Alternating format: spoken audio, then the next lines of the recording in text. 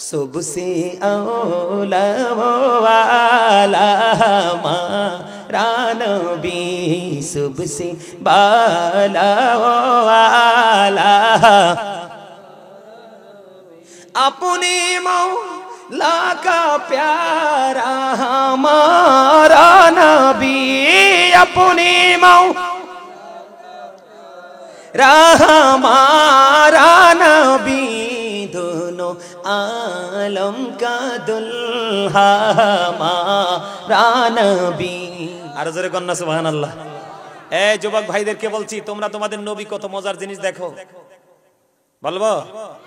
হ্যাঁ, Allah of the first pillar is the Lord of all, Rabbul Alameen. Muhammad Rasulullah sallallahu alaihi wasallam is the blessing for the world, rahmatan lil alamin. কি চমৎকার দেখো নবীর মর্যাদা। আল্লাহর নাম লিখতে হরফ লাগে 4টা, নবীর নাম লিখতে হরফ লাগে 4টা, একটার উপরে নিচে কোনো নক্তা নাই। আমার আল্লাহ ডেকে ডেকে বলে, ও আমার পাগলের দলেরা, তোমরা একটু নজর দিয়ে চাইয়া দেখো, আমি আল্লাহর নামের মধ্যে আছে 4টা হরফ, উপরে নিচে কোনো নক্তা নাই। আমার হাবিবের নাম লিখতে 4টা হরফ, মিম হা মিম দাল, এগুলোর উপরে নিচে কোনো নক্তা নাই, চারে চারে মিলে হলো 8। আমি আল্লাহ এই জন্য তোমাদের জন্য বরাদ্দ দিলাম 8টা জান্নাত, তোমরা যেটা মন চায় সেটাই দখল করো। তবে নবীজি বলেছেন, জান্নাত যখন চাইবে জান্নাতুল ফেরদাউস চাইও। মজা কিনা বলেন? নবীর মর্যাদা পাইছেননি? লা ইলাহা ইল্লাল্লাহর মধ্যে আছে 12টা হরফ, মুহাম্মাদুর রাসূলুল্লাহ সাল্লাল্লাহু আলাইহি সাল্লাম এটার মধ্যে আছে 12টা হরফ, 12 মিলে কত হলো? 12 মিলে হলো 24। আমার আল্লাহ বলে, আশিকের দল, পাগলের দল, আমি এবং আমার হাবিবের প্রেমের বন্ধন তোমরা খুঁজে বের করো। আমি আল্লাহর কালেমা লিখতে 12টা হরফ, আমার নবীর নামে রাখছি 12টা হরফ, এই 12 মিলে হলো 24। আমি 24 ঘন্টা দিয়ে একটা দিন বেঁধে দিয়েছি। খবর পাইছেন নি কিছু? এবার সোজা করে বলি, কালেমার মধ্যে দিক হলো 2টা, একটা হলো লা ইলাহা ইল্লাল্লাহ তাওহীদ, আরেকটা হলো মুহাম্মাদুর রাসূলুল্লাহ সাল্লাল্লাহু আলাইহি সাল্লাম রিসালাত। ঠিক কিনা বলেন? তাহলে একদিকে লা ইলাহা ইল্লাল্লাহ, একদিকে মুহাম্মাদুর রাসূলুল্লাহ, একদিকে আল্লাহ, আরেকদিকে আমার আল্লাহ রাসূল, একদিকে তাওহীদ, আরেকদিকে রিসালাত। আমার আল্লাহ বলে, বান্দা তোমরা একটুখানি নজর দিয়ে চাইয়া দেখো, আমার সৃষ্টি যে কালেমার মধ্যে 2টা দিক, একদিকে আমি আল্লাহ, আরেকদিকে আমার প্রিয় হাবিব। আমি যাহা সৃষ্টি করেছি প্রত্যেকটা জায়গায় 2টা রেখেছি, 3টা কোথাও নাই। 2টি হাত, 2টি পা, 2টি চোখ, 2টি কান, জিহ্বা কয়টা? ও মামা, জিহ্বা বলে 2টা। আরে এইটা এদিক তাকান, এই যে আমার সামনেটা, এটা বাটপার, এটা 1 নাম্বার বাটপার। সুদের হোক, ঘুষের হোক, সিটারির হোক, বাটপারির হোক, চুরির হোক, লবণ যদি ঠিকঠাক হয়, বাবরসিটা ভালো হয়, বর্ডার খালি ক্রসিং করতে করতে গলা পর্যন্ত আসবো। কথা কয় না কেন? আরো জোরে। আসল জিহ্বা চিনো না, যেটার নাম হলো আলা জিহ্বা। তাহলে জিহ্বাও কয়টা? 2টি হাত, 2টি পা, 2টি চোখ, 2টি কান, 2টি জিহ্বা, আরো আধার কঠিন কোমল, ঘৃণা প্রেম বাদশা ফকির দুর্বল সকল থেকে ভোগে, উঁচু নিচু, লম্বা খাটো, মোটা চিকন, ধনী গরিব, কালা সাদা, জল স্থল, জান্নাত জাহান্নাম, আসমান জমিন, শিক্ষিত মূর্খ, ধনী গরিব, প্রত্যেকটা জায়গায় গেলে 2টা। তার কারণ হলো আমার আল্লাহ ডেকে ডেকে বলে, ওই কালেমার দিকে চাইয়া দেখে, একদিকে আমি আল্লাহ বসেছি, আরেকদিকে আমার হাবিবকে বসাইছি। ওই 2-এর সাথে মিল রেখে আমি আমার সৃষ্টি জগৎ ডিজাইনেবল করে সাজাইছি। তাহলে এখানে প্রেম খুঁজে পাওয়া যায় না হিংসা। যারা আমি নবীর প্রেমে পড়ে, আমি নবীর প্রেমে মিলাদ পড়ব, দুরূদ পড়ব, নবীর আগমনে দান সদকা করব, এই মেহমানদেরকে আমি দাওয়াত করে বাড়ি এনে খাওয়াবো। আমার আল্লাহ বলেছে আনন্দ সব করার জন্য আমি কেউ কোরআন তেলাওয়াত করব, কেউ মেহমানকে ডাকবো, কেউ বা মিলাদ পড়ব, নবীজিকে দাঁড়িয়ে সালাম দিব। তুমি যদি আমাকে বেদাতি বলো, প্রেমিক না বলে, তাহলে আব্দুল্লাহ ইবনে আব্বাসকে তুমি কি বলবা? কথা কয় না কেন? নবীজির আগমনে আব্দুল্লাহ ইবনে আব্বাস হুজুর আছে আমার সাথে, আবার ওমর বারবার মনে করিয়ে দেয়, আব্দুল্লাহ ইবনে আব্বাস রাদিয়াল্লাহু তাআলা আনহু, আমার নবীর আগমনে আমি আজকে আপনাদের সামনে যেমন নবীকে নিয়ে ওয়াজ করতেছি, তখন তো এরকম পরিবেশ ছিল না। তৎকালীন সময় যেমন ছিল, ওই উপস্থিত সবাইকে নিয়ে নবীর আগমনের মিলাদ পড়তেছে, খুশি আলোচনা করতেছে। ঠিক এই মুহূর্তে আপনার আমার প্রাণে নবী এসে শুনে ফেললেন। শুনে ফেলার পরে আমার নবী ডাক দিয়ে বললেন, রে আব্দুল্লাহ আব্দুল্লাহ ইবনে আব্বাস, তুমি এবং তোমাদের জন্য আমি নবীর সুপারিশ ওয়াজিব হয়ে গেল, তার মানে আমি তোমাদের শাফায়াত করবই তো করব। নবীদের আগমনে খুশি হইয়া মিলাদ পড়তেছে, আলোচনা করতেছে। মিলাদ শব্দের অর্থ জন্ম বৃত্তান্ত। তো নবীজি আসলে আমরা কি করব? নবীজের আলোচনা নিয়ে কথা বলবো, দুরুদ পড়বো, জিকির করব, কোরআন তেলাওয়াত করব। দিন শেষে আমরা কি করব? আমরা মানুষকে দাওয়াত দিয়ে একটু তাবারুক খাওয়াবো, না পারলে একটু পানি খাওয়াবো। আমরা জানেননি আবু বকর সিদ্দিক রাদিয়াল্লাহু তাআলা আনহু বলছে, প্রেমের খবর শোনেন, যে ব্যক্তি নবীর প্রেমে মোহাব্বত করে, নবীর মিলাদে মাত্র 1টি দিরহাম, 1টি টাকা খরচ করবে। কয় টাকা? ওমা কথা কয় না। কয় টাকা? হাত তুলে দেখেন, কয় টাকা? মাত্র 1টি দিরহাম খরচ করবে। আবু বকর বলেছে, সে আমি আবু বকরের সাথে জান্নাতে বন্ধু হয়ে থাকবে। আর আপনি বলেন বেদাত। এই লজ্জাটা কোথায় রাখি? আপনি সারা দুনিয়া পেয়ে খুশি হলেন, কিন্তু আমার নবীর আগমনে আমরা উদযাপন করতেছি, আপনি খুশি হতে পারলেন? আপনি কোন মুসলমান? ইসলামের চতুর্থ খলিফা হলো হযরতে আলী। নাম শুনছেননি? আমার নবী আলী সম্পর্কে বলেছে, আনা মাদিনাতুল ইলমি ওয়া আলিউন বাবুহা। আমার রাসূল বলেছে, of education, the gate of that city is Ali. আমার রাসূল বলেছেন, আমি হলাম শিক্ষার শহর, আর সেই শহরের দরজা হলো আমার আলী। ইসলামের চতুর্থ খলিফা, পাক পাঞ্জাতের অন্যতম সদস্য, জান্নাতের সরদার হাসান হুসাইন, যুবকদের জান্নাতের সরদার হাসান হুসাইন রাদিয়াল্লাহু তাআলা আনহুর বাবা, এবং মা খাতুনে জান্নাত ফাতেমা মুমিনাদের জান্নাতের সরদারিনী হবে ওনার স্বামী ওই আলী রাদিয়াল্লাহু তাআলা আনহু বলেছে, ঈদে মিলাদুন নবীকে তোমরা কি করে উদযাপিত করো? বা এখানে টাকা খরচ করো। 1টি টাকা যে খরচ করলো, অত্যন্ত জৌলুসপূর্ণভাবে ঈদে মিলাদুন নবী পালন করলো। হযরতে আলী বলেছেন, প্রেমিক আরো বেশি প্রেমের ডুরি ওই মিলাদের লাগে লাগাও। মিলাদের সাথে প্রেমের ডুরি লাগানো মানে আমার মদিনা ওয়ালার সাথে প্রেম লাগানো। কথা কয় না কেন? আমি আপনাদেরকে বলি, আপনার বাড়িতে যখন কোনো মেহমান আসে, বড় ধরুন নতুন দুলা আসলো, আপনি বন্ধু গেট সাজান, স্টেজ সাজান, শোভা সাজান, এগুলোর কথা কি কোরআন হাদিসে আসেনি হুজুর? কথা বলেন না কেন? ওই মোল্লা, তুমি যে স্টেজে এসে দাওয়াত খেয়ে যাও, এখানে তো অনেক বেদাত আছে, ওইগুলো চোখে দেখো না। আমার নবীর বেলায় তুমি বেদাত শুধু চোখে পড়ে, বুঝে নিতে হবে তুমি আমার নবীর একটা টাটকা দুশমন। আমার ঠিক তো মজার হইছে না বেটা? আশেকের রাসূলদের আওয়াজ কি এমন নি হয়? আরে জোরে বলেন ঠিক না বেটা? আরে তাকবীর, আরে রিসালাত, আরে হায়দারি, ইয়া আলী, আজমতে মুস্তাফা। আলহামদুলিল্লাহ বলেন। কথাকে খারাপ লাগছে? আর একটু লাগতেই পারে। রাসূল বলছে, আল হক মুররুন, হক কথা একটু তিতা। আর আল্লাহ রাব্বুল আলামিন বলছে, তিতা হইলো হকটা এক, ওয়া কুলু কাওলান সাদিদা, সে দা রাইট থিং। সত্য কথা বলো, সঠিক কথা। কেন বলতে হবে? সর্বোচ্চ সত্যি বলতে হবে তো, নাইলে উপায় তো না। এই দুনিয়াতে যেমনি এমনি টালটু পাল্টু করে চলে যাবেন, কিন্তু ওপারে চলার সুযোগ। আবার অনেকেই কলে ব্যাককলের মতো নবীকে আমরার মতো। আর নবীজি চ্যালেঞ্জ করছে আজ থেকে ১৫০০ বছর আগে, ক্বালা আইকুম মিসলি, তোমরা কে আছো আমার মতো? একটা লোক হাত তোলে নাই। আমার নবীর মতো কেউ হতে পারে? কারণ আমার নবী বেনজির ও বেমিসাল। আলা হযরত কি বলছে কইতামনি? হ্যাঁ, সবাই সুর দিবেননি? सबसे औला वाला हमारा नबी, सबसे बाला वाला अपने मौला का प्यारा हमारा नबी, अपने मौला हमारा नबी, दोनों आलम का दुल्हा हमारा नबी, सबसे औला वाला हमारा नबी। মারহাবা।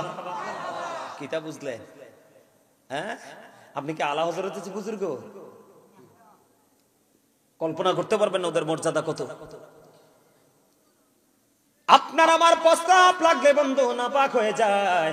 সাদ বিন মুআয রাদিয়াল্লাহু তাআলা আনহুর ইন্তেকালের পরে তার জানাজায় ৭০,০০০ ফেরেশতা তার জানাজা অংশগ্রহণ করেছে। তারপরেও তার কবর আযাবের সম্ভাবনা ছিল। আমার নবী সাহাবায়ে কেরামদেরকে নিয়ে দোয়া করে দিলেন। তার দোয়া কবুল করে আমার নবী দোয়া করে তার সব অপরাধ মাফ করে দিলেন। বলে, হুজুর কেন? যার জানাজায় ৭০,০০০ ফেরেশতা অংশগ্রহণ করেছে, তার কবর আযাব হওয়ার কারণ কি গো? কারণ তিনি প্রস্রাব করার পরে ভালো করে পবিত্র হতো না। হুজুর ঠিক কিনা বলেন? প্রস্রাব করার পরে ভালো করে পবিত্র হতো না, এই কারণে তার কবর আযাব হওয়ার সম্ভাবনা। এত আমল সে করেছে, 70,000 ফেরেশতা তার জানাজা শরীক হয়েছে, তারপরেও তার কবর আযাব হবে। প্রত্যেক সমস্যা ছিল, কারণ প্রস্রাব করার পরে সে ভালো করে পবিত্র হতো না। আমার নবীর দোয়ার বরকতে তিনি মুক্তি পাইলেন। এই জায়গায় আসার কারণ হলো, একজন এত আমল করলো, প্রস্রাবের ত্রুটি থাকার কারণে আযাব হবে নবী বলে জানতে পেরে নবীজি দোয়া করে তার মুক্তি দিয়ে দিলেন। কিন্তু আপনার আমার নবী এমন একজন নবী ছিল গো, উম্মে আইমান বরকতময় একজন দাসী। আপনার আমার প্রাণীর নবীর প্রস্রাব মোবারক খাওয়ার কারণে তাকে নবীজি দুনিয়ায় জান্নাতি বলে ঘোষণা দিয়েছে। সেই নবীর প্রেমে পড়লে আপনি আমার কোন বেদাতি? নাউজুবিল্লাহ বলবেন না? আরে আরো জোরে বলেন না নাউজুবিল্লাহ। খবরটা কি ভালো লাগছে? আমি আমার যুবক ভাইরা, এতক্ষণ কিন্তু প্যান্ডেলটা ফাঁকা ছিল, এখন কিন্তু আমার যুবক ভাইরা এসে কিন্তু জান্নাতের বাগানকে একেবারে পরিপূর্ণ করে দিছে। মারহাবা কোন? আরো জোরে কোন?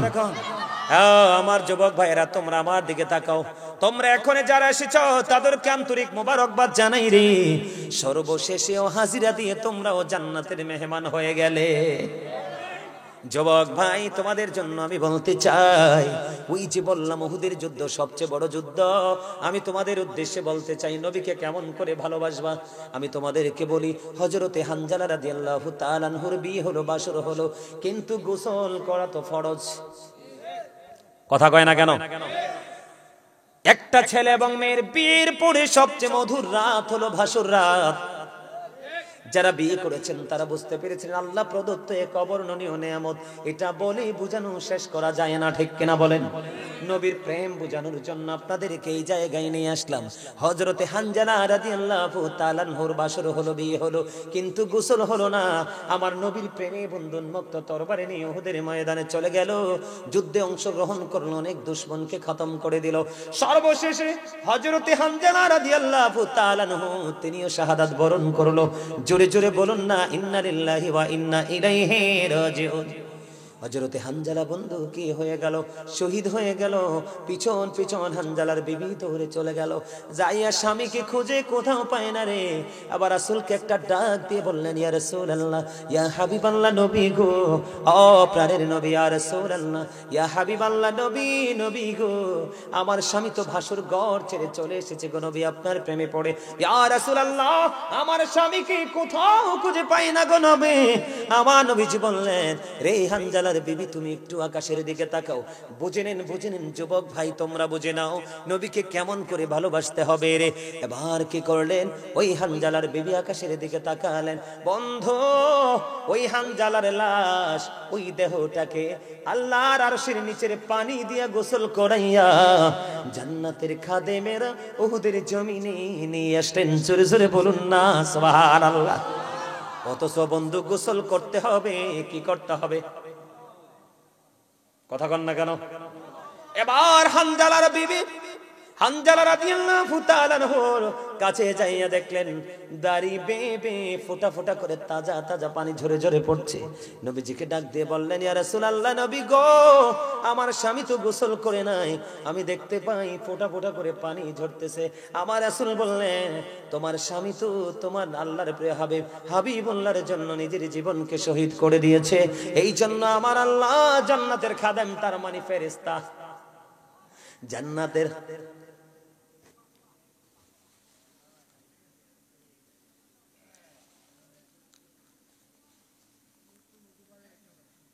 কি কন?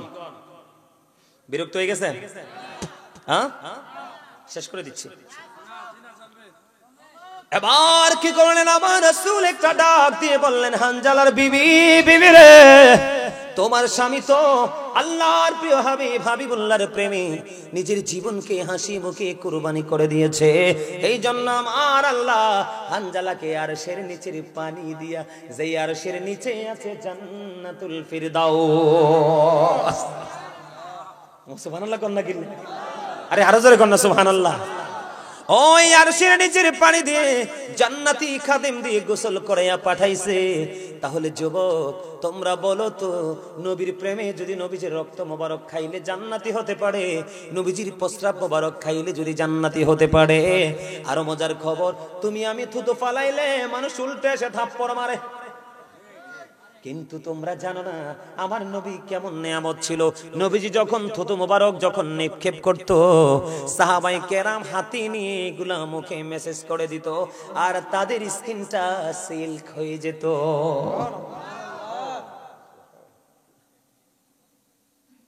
আমি আপনাদেরকে বলা যায়, আপনারা সবাই জানেন আবু বকরকে হিজরতের রাত্রে সাপে কাটছে, জানেন কি জানেন না? আরো জোরে কয় না, জানেন কি জানেন না? ও বন্ধু, সাপে কাটলো হযরতে আবু বকরকে, কিন্তু সাপটা কেন কাটলো জানেন তো না? আমি আপনাদেরকে বলি, আবু বকর সঙ্গী হয়ে যখন আমার নবীর প্রেমে যখন কি করলো, ওই গুহার মধ্যে ঢুকলো। এই দিক দিয়ে আমার নবী আবু বকর সিদ্দিক রাদিয়াল্লাহু তাআলা আনহু এই রানের উপর মাথা মোবারক রেখে তিনি ঘুমিয়ে গেল।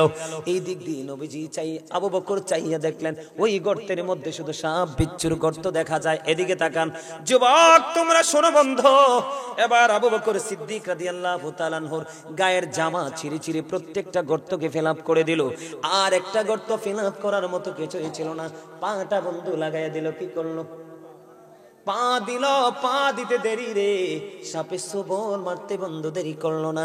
সাপটা সবল মারতে দেরি, বন্ধু আবু বকরের শরীর কম্পন আরম্ভ করলো। সমস্ত স্কিনের রংটা বন্ধু চেঞ্জ হয়ে গেল, কালারটা চেঞ্জ হয়ে গেল। কিন্তু যন্ত্রণা ভোগ করতেছে।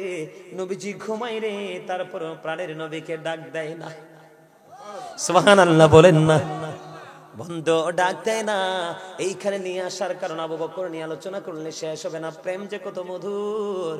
এখন আপনাদের প্রশ্ন হলো, বন্ধু প্রশ্ন করতে পারেন, আমার নবীর সঙ্গীকে সাপটা কেন সবল মারলো? যদিও নবীজির থুতু লাগানোর কারণে সাপের বিষটা ধ্বংস হয়ে গেছে, কিন্তু নবীকে কেন রে আবু বকরকে সাপে বানালো, কাটলো কেন? এটার কারণ হলো সাপের তো জবান নাই, সাপে সবল মেরে তার জবানটা প্রয়োগ করেছে কেন? আবু বকর তুমি এটা কি করলে রে? আমার সামনে দিয়ে কেন তুমি পা দিয়ে তুমি টেক লাগিয়ে দিলে রে? আবু বকর তুমি তো জানো না এই গর্তের মধ্যে আমি অপেক্ষা করতেছি 1500 বছর ধরে। এই গর্তে অপেক্ষার সময় আমার 1500 বছর হয়ে গেল। আমি শুধু এই গর্তে অপেক্ষা করতেছি রে আমার প্রাণের নবীর দিদারের আশায়। রে আবু বকর পা সরাইয়া নাও, আমি প্রাণটা ভরে আমার প্রাণের রাসূলকে দেখব। সে সাপের সাথে প্রেম তুলনা করলে তো আপনি আমি 1 মিনিটও ঠিকবো না। সর্বশেষ একটা হাদিস বলে আলোচনা শেষ করে দিই, অনেক রাত হয়েছে, আলোচনা করব না। সম্মানিত উপস্থিতি, তুমি কি ইয়ারকি মেরে বললা? তুমি কি ইয়ারকি করে বলেছো? এই আমি কিন্তু একজন বক্তা না, আমি 2 যুগের উপরে শিক্ষকতার পেশায় ছিলাম। অসংখ্য তোমরা আমার স্টুডেন্টদের তুল্য, আমার ছাত্রদের বাচ্চা কাচ্চা বড় হয়ে গেছে। আমি একজন টিচারও বটে। তোমাদের এই গ্রামের অনারেবল পারসন যারা, তারা আমাকে সরাসরি আমাকে ইনভাইট করেছেন।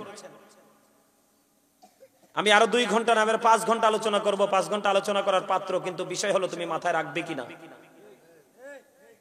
তুমি তোমার ব্রেইনে সেটআপ দিতে পারবে কিনা, সেটা আমাকে তুমি আগে ইনশিওর করো। আমি তোমাদেরকে আজকে বলে যাই, তোমরা রাগ করো না। তোমাদের মধ্যে আদব কায়দা শৃঙ্খলা খুব কম, নেই বললে চলে। 1000-এর মধ্যে 2-4 জন পাবো। কারণ তোমাদের মধ্যে যেটা আছে, বেঈমান কাফেরদের রং লেগেছে, চোখে বেঈমানদের রং, মাথায় বেঈমানদের রং, দাড়িতে রং, পুরো অঙ্গে রং। তোমরা তো শোনো নাই, আমি ওয়াজ করেছি, বেঈমান কাফেরকে যারা ফলো করবে তাদের ঠিকানা হবে জাহান্নাম। আর তুমি হক্কানি কোন আলেমকে প্রেমের ডুরি লাগিয়ে তাকে ভালোবাসো, ওই ভালোবাসাটা অটো নবীর সাথে হয়ে যাবে। আর নবীর সাথে প্রেম হইলে আল্লাহ বলেছে, অটো আমি আল্লাহ তোমার হয়ে গেলাম। প্রেম কাকে বলে শিখো। তোমাদের এখন শিকার বয়স। মনে রাখবা, মুরব্বিদের দোয়ার কারণে, ভালোবাসার কারণে মানুষের তকদির বদলায়। হুজুর কি বলেন? দোয়ায়ে মানুষকে, কালো মানুষকে অনেক নুরানি মানুষ করতে পারে। নবীর প্রেম কেমন করে করতে হয় শিখো। তাবুক যুদ্ধের পূর্বে নবীজি বললেন, তোমরা দান করো। কি করো? শিখো তোমরা। এখানে অনেক কিছু শিখার আছে। দান করার কথা যখন বললেন, হযরত ওমরের মাথা খারাপ হয়ে গেছে। কি হয়ে গেছে? কথা বললেন না, কথা বললেন না। হাসতে পারবেন পরে, কথা বলতে পারবেন পরে, আমি চলে গেলে পারবেন। আমার কথাগুলো কাউন্ট করেন, কারণ আমাকে আপনি চাইলেও আগামীকালকে পাবেন না। আমি অত্যন্ত বিজি একজন মানুষ। খেয়াল করেন প্রেম নবীকে কেমন করে ভালোবাসতে হয়, আল্লাহ পাবে তো সহজ জিনিস না। আমি আপনাদেরকে আরেকটা কথা বলে যাই। রাসূল বলেছেন প্রতি 1000-এ একজন হবে জান্নাতি আর 999 জন হবে জাহান্নামী। ঠিক কি না বলেন? প্রতি 1000-এ একটা লোক মাত্র, only 1% একজন যাবে জান্নাতে। আল্লাহ বলবে ইউ গো টু প্যারাডাইস, জান্নাতে চলে যাও। আর যারা ওই কাজটা করতে পারবেন না, you have to go to hell, চলে যেতে হবে, মাস্ট বি জাহান্নামে। তাবুক যুদ্ধের পূর্বে যখন বলল ওমর পাগল হয়ে গেছে দান করার জন্য, ওমর মনে মনে বলে আমার জীবনে কোনোদিন আমি আবু বকরকে হারাতে পারিনি। প্রত্যেকটা স্টেজে আবু বকর আমার চাইতে অগ্রগামী। আমার কাছে যুবক তোমরা শোনো, এবার হযরত ওমর মনে মনে বললেন আমার কাছে তো অনেক দৌলত আছে, সম্পদ আছে, আজকে আমি দানের মাধ্যমে আবু বকরকে হারিয়ে দিব। দেখেন তাদের মধ্যে প্রেমের কত কম্পিটিশন। কি ওমর মনে মনে ভাবে কি, আমার জীবনে কোনোদিন আবু বকরকে হারাইতে পারিনি, আমার কাছে ভালো সম্পদ আছে, আমি আজকে দানের মাধ্যমে আবু বকরকে হারাবো। এবার দান করার পালা। নবীজির কাছে নিয়ে আসলেন। এবার নবীজি ওমরকে ডাক দিলেন, ওমর তুমি তোমার ফ্যামিলির জন্য কতটুকু রেখে এসেছো? এবার ওমর একটা ডাক দিয়ে বললেন ইয়া রাসূলুল্লাহ, নবী গো আমি আপনার জন্য অর্ধেক নিয়ে এসেছি, আমার ফ্যামিলি পরিবারের জন্য অর্ধেক রেখে এসেছি। এবার ওমর চলে গেল, আবু বকর আসলো। আবু বকরকে প্রশ্ন করলেন, রে আবু বকর তুমি কি করেছো? ইয়া রাসূলুল্লাহ আমার যা ছিল আমি সব কিছু নিয়ে এসেছি, তোমার ফ্যামিলির জন্য তুমি কি রেখেছো রে আবু বকর? এবার আবু বকর বললেন, আল্লাহর ইয়া রাসূলুল্লাহ ইয়া হাবিবাল্লাহ, নবী গো আমার যা ছিল সব আমি আপনার কাছে নিয়ে এসেছি গো নবী, আমি আমার ফ্যামিলি পরিবারের জন্য রেখে এসেছি আল্লাহ এবং আল্লাহর হাবিবকে। আর জোরে বলেন না সুবহানাল্লাহ। মিয়া আমি কন্টিনিউ, পানি নাই চা নাই, আমি কনফিডেন্সলি আলোচনা করতেছি। 2.5 ঘন্টার উপরে হয়ে গেছে, আমার মধ্যে কোনো ক্লান্তি নাই।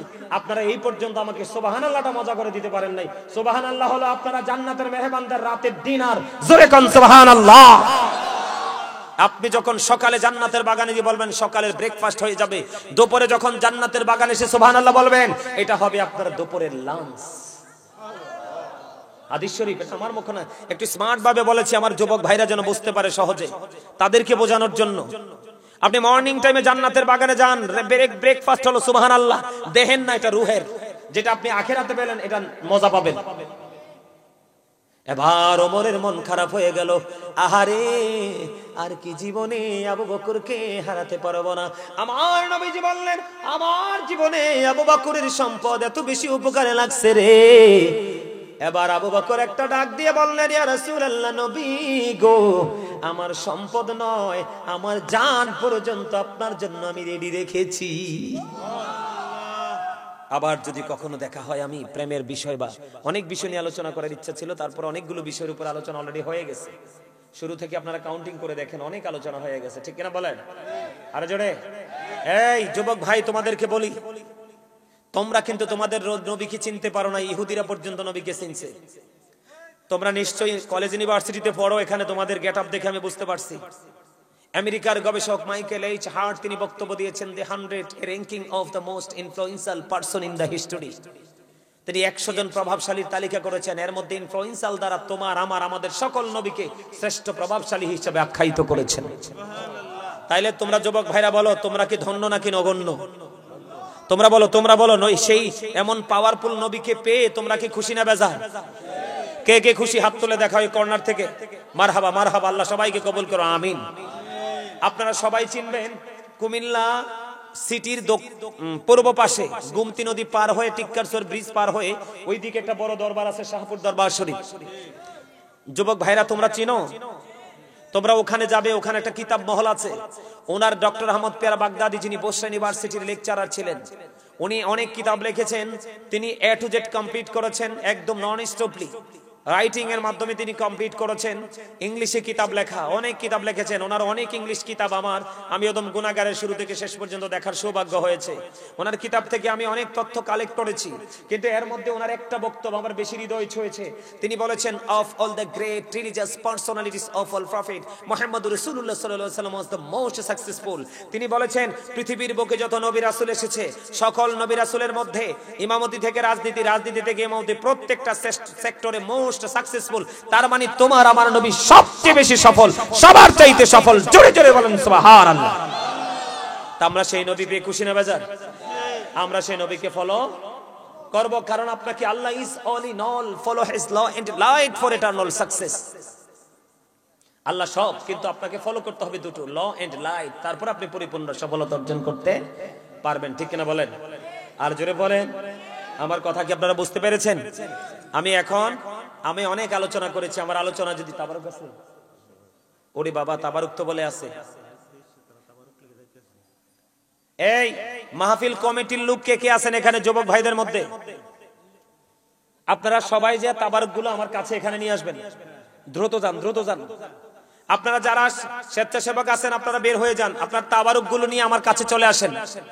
আর আপনারা যারা এখানে আছেন দর্শক হিসাবে, আপনারা যারা এখানে আমার শ্রোতা হিসাবে আছেন, তাদের কাজ হলো এই যে সামনে দাঁড়ান, আমি সিস্টেম করতেছি। এই যে সামনে ফাঁকা জায়গাগুলো আছে না, এই ফাঁকা আপনারা এগিয়ে, আমি যখন দাঁড়াবো, এখন না, আমি যখন দাঁড়াবো নবীজিকে সালাম দেওয়ার জন্য, আপনারা সামনের দিকে এগিয়ে নিজ নিজ দায়িত্বে কাতারগুলো সোজা করবেন। এই আপনারা ভলান্টিয়ার দুই একজন এখানে থাকেন, যখন আমরা কিয়ামে দাঁড়াবো তাদের লাইনগুলো সোজা হয়েছে কিনা একটু চেক করবেন। চেক করে আপনারা হুট করে বের হয়ে যাবেন। কথা কি বুঝতে পারছেন? আমি একটু জিকির করব, নবীজিকে দাঁড়িয়ে সালাম দিব। সালাম দেওয়া অবস্থায় আপনারা সবাই কাতার সোজা করবেন। করার পরে আপনারা বসবেন। বসার পরে কি করতে হবে আমি ডিরেকশন দিব। কথা বুঝতে পারছেন? আমার আলোচনায় কি আপনারা কষ্ট পাইছেন? আমার ওয়াজে যদি কেউ কষ্ট পান, আল্লাহর হস্তে ক্ষমা করে দিবেন। আর যদি ভালো লেগে থাকে এই কথাগুলোর উপর ভিত্তি করে আমল করার চেষ্টা করবেন। অনেকে মনে মনে ভাববেন, হুজুর আমাদের তো মনে